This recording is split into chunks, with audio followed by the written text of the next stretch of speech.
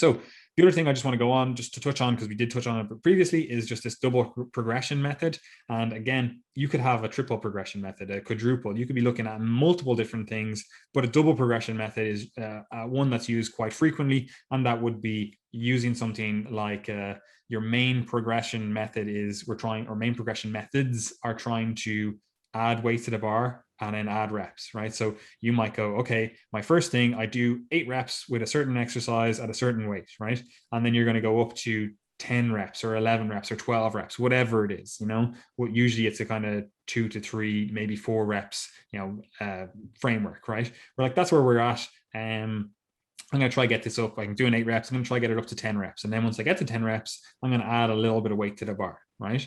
And that's a double progression there, because you are using 2 methods there where you are adding reps, and once you've achieved a certain rep target, you're adding weight, right?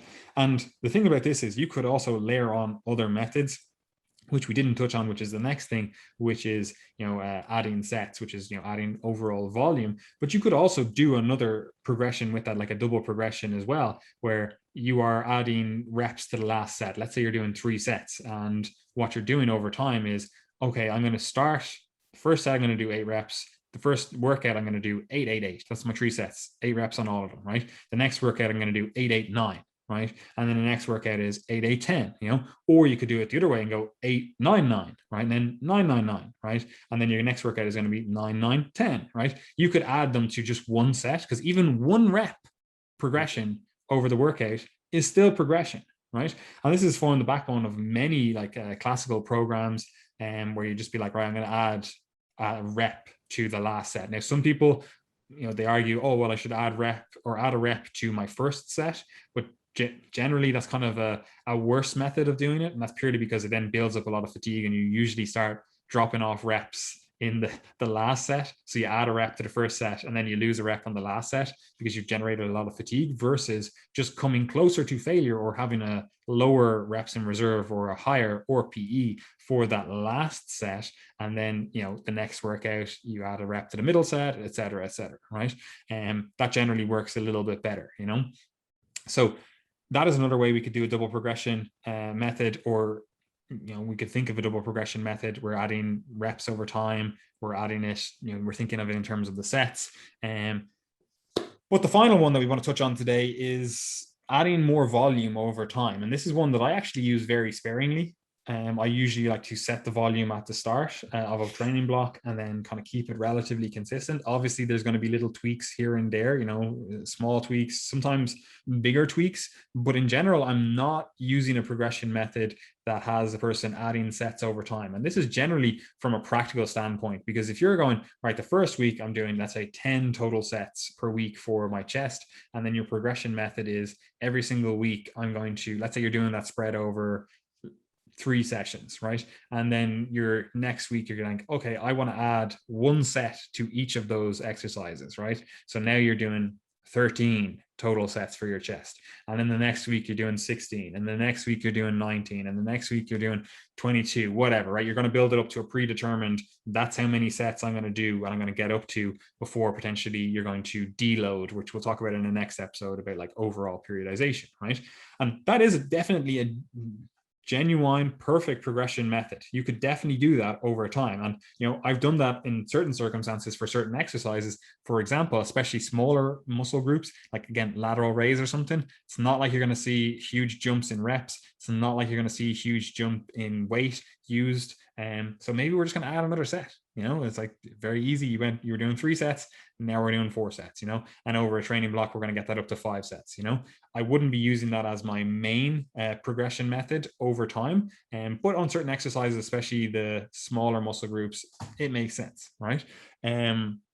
So the reason I don't do it as a general framework is purely practical. Like, this is all fine to add sets to the bar, add sets to your workout if you have 2 or 3 hours to work out.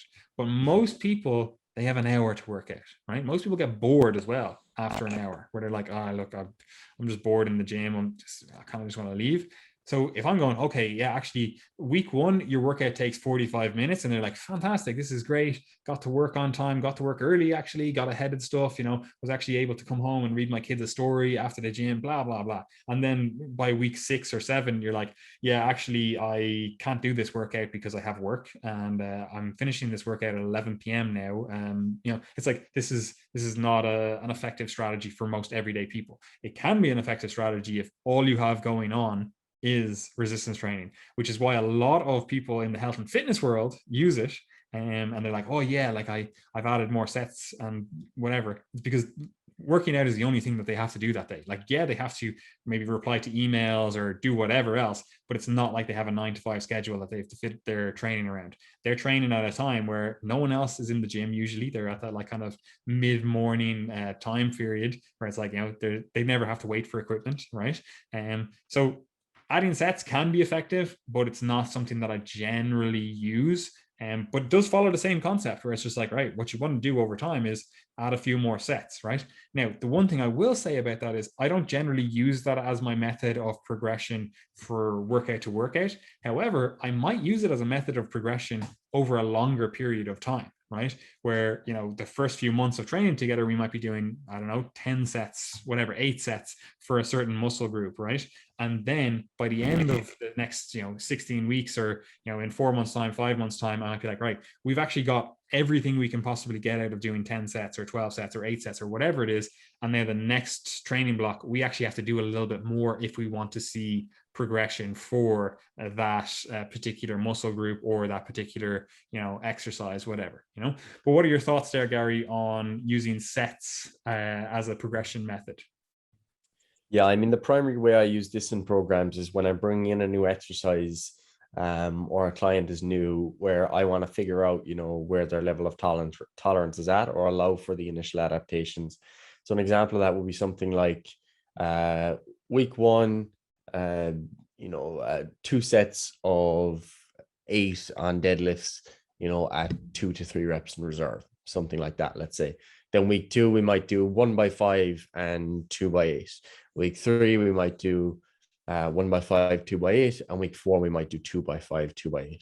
So the idea there is that I'm basically building up to the level of training stress that I actually want them to be at. And if someone's doing the same exercises, then training block to training block, I'm not going to have as much variability because I know they're already adapted to it. So we can just kind of get right into the meat and potatoes of the work.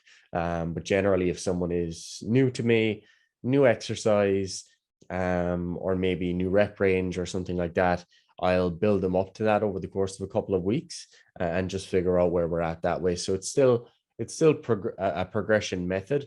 It's just not something that I'm going to be using, especially not linearly, for a long period of time, because it does, like you say, become impractical. If you start with 3 sets of squats, next week 4, then 5, then 6, then 7, it just is not practical for most people. The only time you're ever going to, really want to be doing more than 5 sets of any given exercise is when the RP is lower and you're working on skill, or you're pretty far from failure. Then people can generally tolerate that because there's not kind of the same psychological consequences.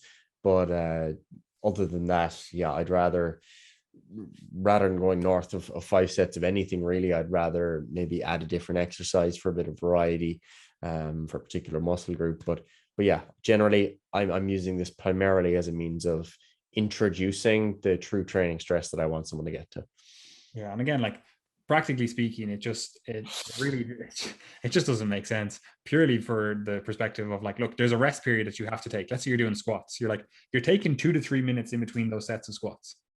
If you're trying to get your maximum, reps that you can get the next set. Now, maybe again, we're still using RPE. We're not going necessarily to total failure, but we still have a certain amount of recovery need in between sets. Let's say it's 2 minutes, right? If you do 5 sets, you're basically just waiting around in the gym for 10 minutes. You're just sitting there in between sets, right? So then you layer on top the actual time it takes to do that exercise, right? Let's say that's another 6, 7, 8 minutes. Let's say 10 minutes, just to round it up, right? 10 minutes.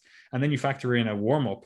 You've just spent 30 minutes trying to do 5 sets of the first exercise. Like it's just impractical, right? However, it can be done, it can be effective. It just, again, is impractical for most people, right?